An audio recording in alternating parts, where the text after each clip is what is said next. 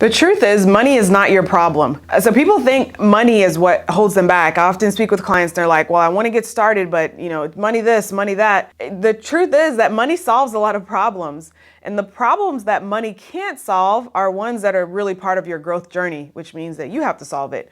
But if you need to invest, but you feel like you don't have the money to invest, guess what solves that problem? Money. You can't hire a team to support your growth. Guess what solves that problem? Money. You want to leave your job so you can focus more energy on your business. Guess what solves that problem?